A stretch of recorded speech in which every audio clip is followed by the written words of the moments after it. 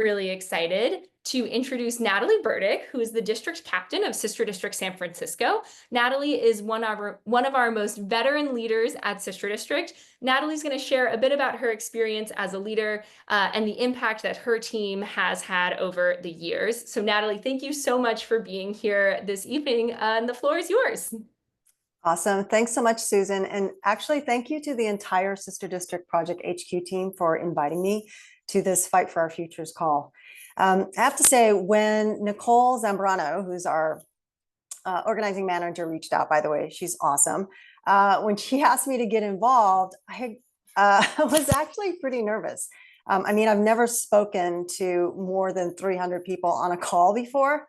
But you know what? There's always a first time for everything, is kind of the way I think about it.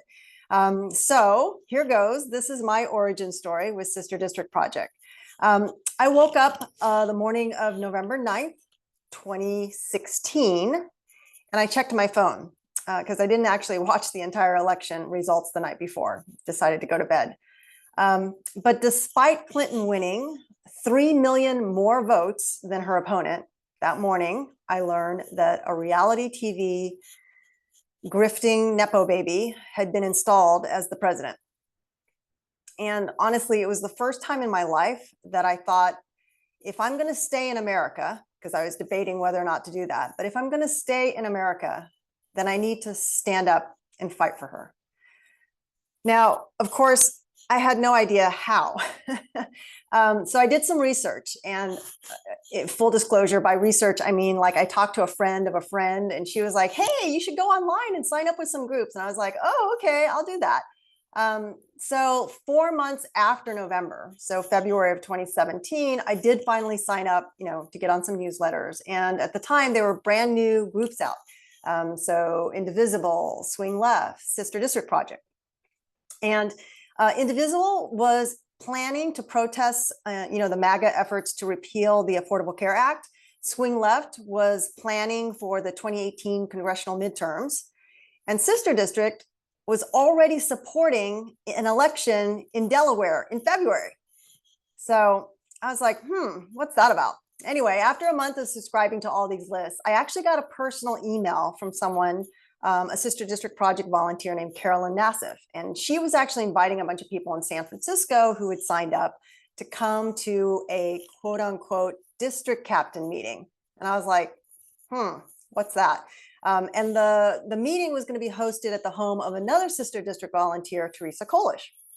So anyway, I had no idea what a district captain was. I really didn't know what Sister District was about and why they were focused on Delaware. But you know what? I decided to show up anyway. And when I did, I met with about 30 of my neighbors in San Francisco who kind of had the same questions I did. And that afternoon at Teresa's house, we all got together, we rolled up our sleeves, and we started planning our first ever volunteer kickoff. The goal of the kickoff was to recruit other folks to phone bank, to write postcards, to do fundraisers. So basically, I became an organizer. In other words, I joined a party planning crew. Now, aside from the amazing community and lifelong friends I've made at Sister District Project, what I've learned there has really opened my eyes, especially hearing, what's being talked about tonight, seeing what's going on in the chat. I think a lot of you at the beginning of the poll said you wanted to know what, concrete actions you could take right now, but also which ones would have the most impact, right? Those were like the top 2 things you said you wanted out of this call. So I understand so much about how we've gotten to this extremely dangerous moment we're now facing, and how so much of it actually started in state legislatures. For instance, I learned that Karl Rove spent a measly $30 million to put gerrymandering on steroids.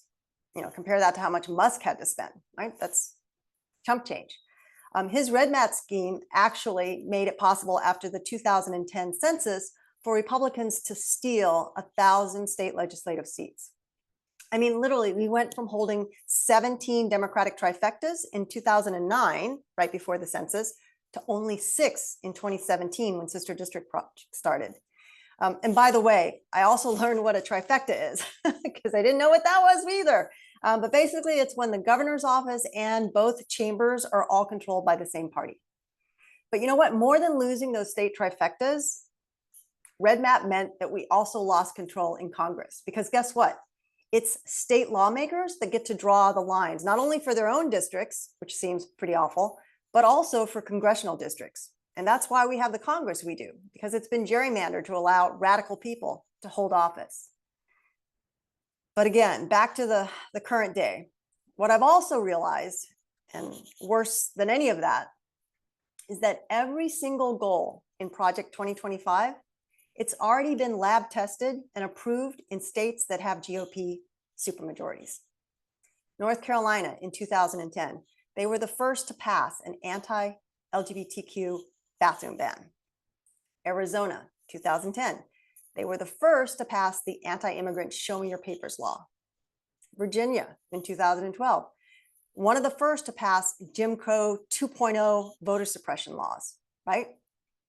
Now, I think there's a saying we all know, what happens in Vegas stays in Vegas. Well, guess what? What happens in states does not stay in that state, right? And there's literally no better example of this than Mississippi's 2018 abortion ban. You know, I know we like to blame MAGA justices on the Supreme Court, or yam tits for appointing Kavanaugh and Barrett, or McConnell for blocking Garland. But you know, actually, we should blame a single Republican state representative, a woman named Becky Curry, who in a heavily gerrymandered state took a boilerplate law, it had already been pre-written by one of those dark money think tank legal firms, and passed an abortion ban because she knew it would go to the Supreme Court. And that led to the Dobbs decision and the overturning of Roe v. Wade. States matter. And so today, again, it's like deja vu, a jury-determined rapist, a 34-time convicted felon, a traitor who's literally been bought and sold by billionaires like Musk, is back in the White House. And he and his MAGA GOP are trying to roll Project 2025 out nationally to attack our freedoms, our families, and our futures. But you know what? More than ever, it's clear to me that it's in the states where we have democratic trifectas that we can actually stand up and fight back. It's in places like San Francisco, like Chicago, like New York, where we can do more than simply resist. We can leverage our power here to turn more states blue. Because in blue states, we are strongest.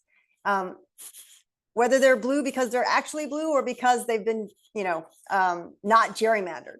I'm going to ask a question. It's hard because, it's a chat and everyone's muted, but how many people here know that 23 Democratic attorney generals are meeting regularly right now to push back against all of these executive orders and against DOJ's attacks?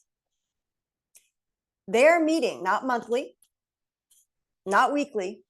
They're meeting every single day at 4 o'clock Eastern Standard Time. And they started planning for this long before November, right? That's what an effective opposition looks like. It's smart, it's strategic, it's doing the critical work.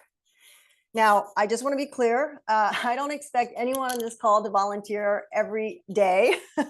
I, like many of you, I have a day job too, but I know we can make a difference. And second to the friendships that I've formed at Sister District Project, what I've learned is that I have agency and I have power. Because when Sister District Project supported Virginia in 2017, we came within one race and literally one vote of flipping both chambers, which meant in 2018, 800,000 Virginians got healthcare for the first time. That's huge. I was part of that. We were part of that. When we came back to Virginia in 2019, we won that tie race and then ended up flipping the entire state blue, the first time in decades. And what did that mean? That meant we raised the minimum wage from $7.25 an hour to $12.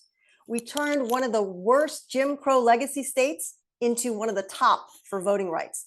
We helped pass the only climate action in the entire South. And we kept Virginia the only state in the South that doesn't have a ban on reproductive freedoms.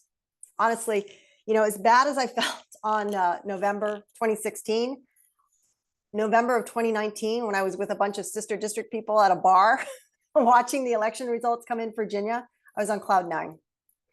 And I would not trade that moment for anything.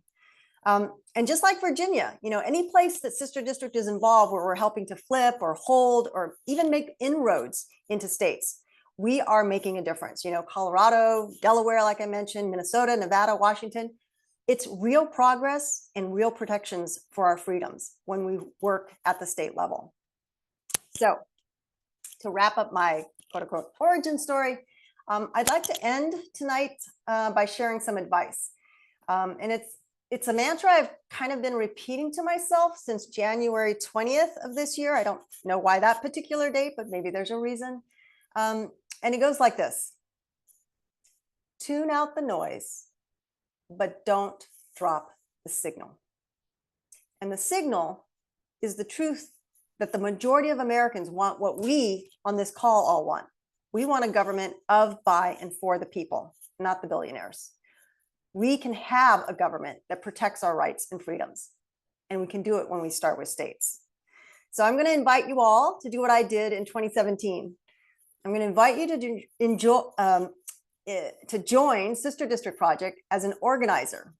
In other words, to help keep America free, become a party planner. Thanks, everyone.